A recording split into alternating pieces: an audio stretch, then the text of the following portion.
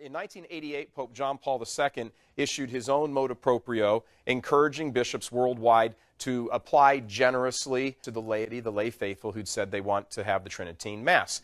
It was almost universally ignored. It still became difficult to find a Latin Mass, what we're calling a Latin Mass, meaning the Tridentine Mass.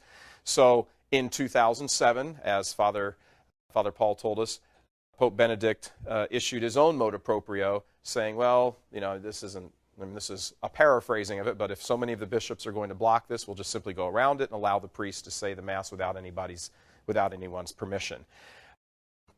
There's no denying that there's absolute fierce opposition to the Tridentine Mass inside the Church. Given the history of events, many Catholics are wondering why. Why is there this animosity towards the traditional Latin Mass? We did a vortex on this, and it's been seen 13,000, 14,000 times because this topic is pushing buttons with different Catholics on both sides of the issue.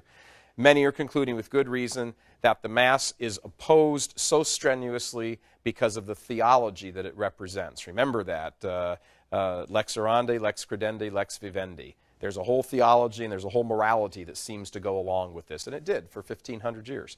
So there seems to be a linkage between the authorities who support the Novus Ordo and are opposed to traditional Latin Mass with people in the Church who are much more liberal or heterodox in their view of the Church and what the Church teaches.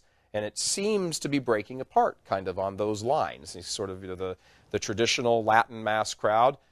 You'd be hard-pressed to find someone in there who agrees that contraception is okay. But you move over into the Novus Ordo Mass, and it seems like many of the people there are like, oh, there's nothing wrong with that. And as you kind of look at this in the history of the Church and you keep looking at it unfold, there seems to be this difference. And that's worth trying to understand what is the heart of that. The words of Cardinal Ottaviani seem to have a prophetic resonance here. He said, in compensation, the new liturgy will delight all those groups hovering on the verge of apostasy, who during a spiritual crisis without precedent now wreak havoc in the Church by poisoning her organism and by undermining her unity in doctrine, worship, morals, and discipline. And he said that nearly 40 years ago. I don't think there's anyone in the Church who could disagree with this statement today. Now, as little as 2 weeks ago, and this is our closing wrap here, at the time of this taping 2 weeks ago, our dear friend and wonderful Archbishop Raymond Burke said Mass. And in his homily, this is what he said. And I want you to pay attention to this. How timely is the reform of the sacred liturgy which our Holy Father is guiding and directing.